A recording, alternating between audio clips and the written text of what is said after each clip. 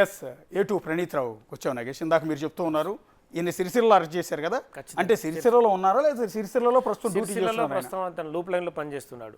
జిల్లా హెడ్ క్వార్టర్కి సంబంధించి ఒక పోస్ట్లో తను నియమించారు. ఎస్ఐబిలో డిఎస్పి పాత్ర ఏదైతే ముగిసిన తర్వాత తను అక్కడికి, అంటే తన ఏదైతే ఆపరేషన్ ఉందో ప్రభాకర్ ఉన్నంతసేపు ఎలక్షన్లు ముగిసేదాకా ఆపరేషన్ ప్రణీతరావు నిర్వహించాడు. తదుపరి గుట్టు చప్పుడు కాకుండా వాళ్ళు అక్కడికి ట్రాన్స్ఫర్ చేశారు, అక్కడే ఉన్నాడు. ఈ క్రమంలోనే తెలంగాణ రాష్ట్రం మళ్ళీ కాంగ్రెస్ ప్రభుత్వం ఏర్పడిన తర్వాత ఎస్ఐబి చీఫ్గా శివేందర్ రెడ్డి వచ్చారు. తదుపరి కొన్ని వాళ్ళకి ఇన్పుట్స్ ఉన్నాయి. ఇన్పుట్స్ ప్రకారం ఫోన్ ట్యాపింగ్ జరిగిందనేది వాళ్ళకు చాలా విషయాలు జనరల్గా వస్తూనే ఉంటాయి పోలీస్ అధికారులకు.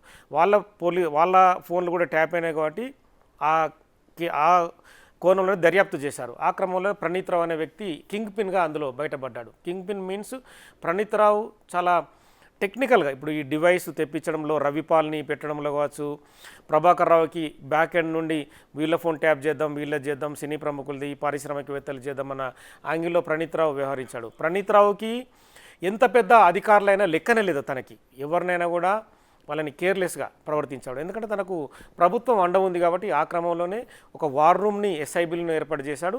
ఇక ప్రతిపక్ష నేత ఇండ్ల దగ్గర మనం చెప్పుకున్నట్టుగా వెహికల్స్ని ప్రైవేట్ వ్యక్తుల ద్వారా కూడా ట్యాపింగ్ చేశాడు. సో ప్రణీత్ రావు ఇందులో సూత్రధారి. ప్రణీత్ రావు చెప్పినట్టుగా ప్రస్తుతం భుజంగరావు, తిరుపతి అన్న ఇద్దరిని అదుపులోకి తీసుకున్న పరిస్థితి. ఇప్పుడు తిరుపతి అన్న గురించి మనము చాలా విషయాల్ని మనం కేంద్రీకృతం చేసాం. తిరుపతి అన్న నయీంకి చాలా అసోసియేట్గా దగ్గరగా పనిచేశాడు.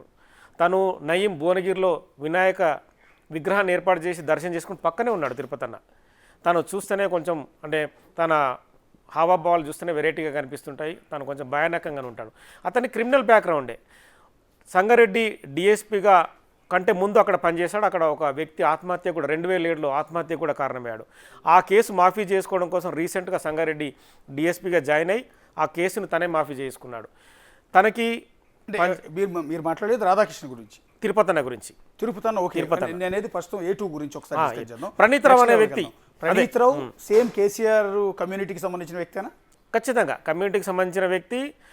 ప్రభాకర్ రావుకి దగ్గరి బంధుత్వం కూడా ఉన్నట్టు సమాచారం. ఇప్పుడు ఆయన ఫోన్ ట్యాపింగ్ జరిగినప్పుడు ఏ పోస్ట్లో ఉన్నాడు, ఎక్కడ ఉన్నాడు? డిఎస్పీగానే ఉన్నాడు. డిఎస్పీగానే ఫోన్ ట్యాపింగ్, ఎస్ఐబి డిఎస్పీగానే ఫోన్ ట్యాపింగ్ వ్యవహారాలను మొత్తం పర్యవేక్షించాడు.